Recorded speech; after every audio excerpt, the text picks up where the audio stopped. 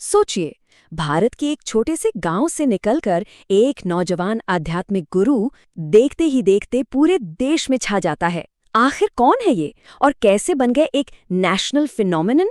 चलिए आज इसी कहानी की तह तक चलते हैं।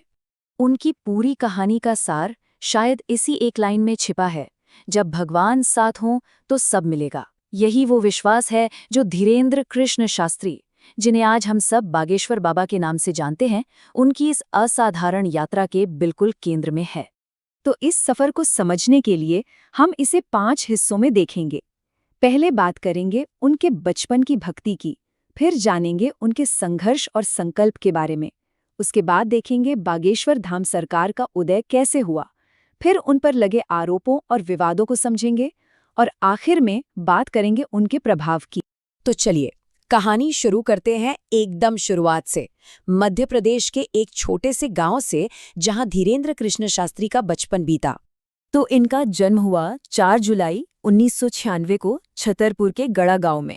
जन्म का नाम था धीरेन्द्र कृष्ण गर्ग।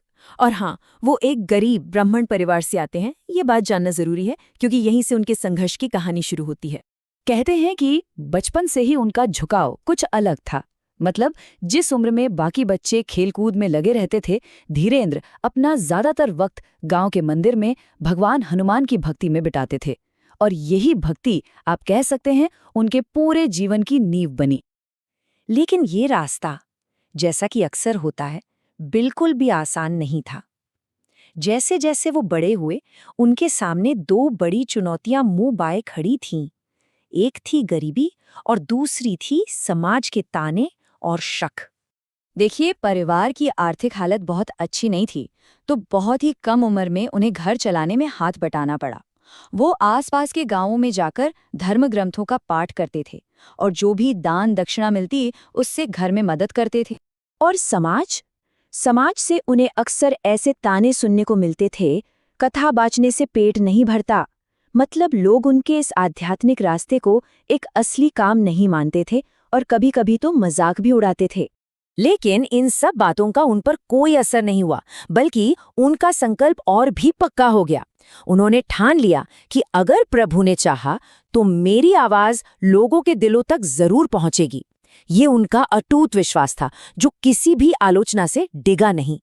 और देखिए, उनकी आवाज पहुंची, ऐसी पहुंची कि उसने एक बहुत बड़े धार्मिक आंदोलन को जन्म दे दिया, जिसे आज दुनिया बागेश्वर धाम सरकार के नाम से जानती है।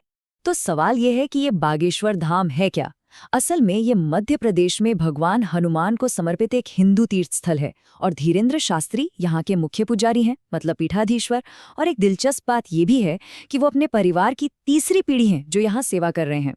यहीं धाम में वो एक दिव्य दरबार लगाते हैं और मान्यता ये है कि इस दरबार में वो लोगों की हर तरह की समस्याओं, चाहे वो शारीरिक हों, मानसिक हों या सामाजिक, उनका समाधान बताते हैं।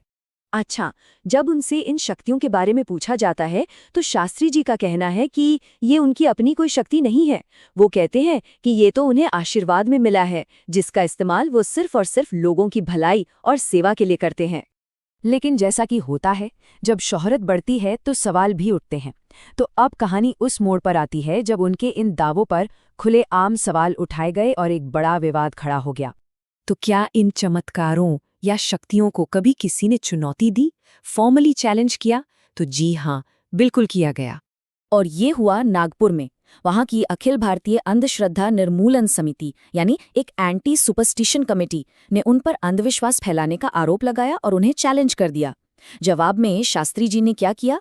उन्होंने चुनौती देने वालों को सीधा अपने दिव्य दरबार में आने का खुला न्योता दे दिया। कहा कि आइए और खुद देख लीजिए। और इसके बाद घटनाक्रम बहुत तेजी से बदला।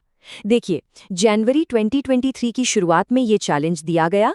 22 जनवरी आते आते कई बड़े हिंदू संगठन शास्त्री जी के सपोर्ट में उतर आए और फिर सिर्फ 3 दिन बाद 25 जनवरी को नागपुर पुलिस की तरफ से उन्हें क्लीन चिट मिल गई। पुलिस ने कहा कि उनकी तरफ से कोई कानून नहीं तोड़ा गया। चलिए, अब इस विवाद से थोड़ा आगे बढ़ते हैं और उनके काम के व्यापक असर को देखते हैं, जिसमें उनके सामाजिक काम और उनकी शिक्षाएं शामिल हैं। उनकी जो मुख्य शिक्षाएं हैं वो काफी सीधी और सरल हैं, जैसे कि भगवान में विश्वास रखो, मेहनत करो और हमेशा सच के रास्ते पर चलो। डर को कभी भी अपनी समस्या से बड़ा मत बनने दो और अपनी संस्कृति पर गर्व करो। और ये बातें सिर्फ कहने के लिए नहीं है, वो कई बड़े सामाजिक कामों से भी जुड़े हैं, जैसे 9 एकड़ जमीन पर एक कैंसर अस्पताल बनवाना, एक अन्नपूर्णा रसोई चलाना जहां रोज मुफ्त खाना मिलता है, हर साल गरीब और बेसहारा लड़कियों की शादी करवाना और संस्कृत की पढ़ाई को बढ़ावा देने के लिए एक वैदिक गुरुकुल की स्थापना करना।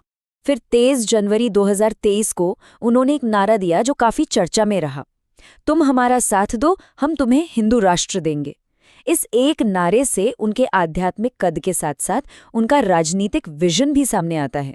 तो कुल मिलाकर देखें, एक गरीब गांव के एक भक्त लड़के से लेकर देश भर में पहचाने जाने वाले एक बड़े चेहरे तक, उनका ये सफर गहरे विश्वास, समाज सेवा और साथ ही साथ बड़े विवादों का एक मिला-जुला रूप है। और अंत में ये पूरी कहानी हमें एक बड़े सवाल पर लाकर छोड़ देती है। एक इंसान, उसका अटूट विश्वास और उससे जुड़े विवाद, ये सब आज के भारत में आस्था और प्रभाव की कहानी के बारे में हमें क्या सिखाता है?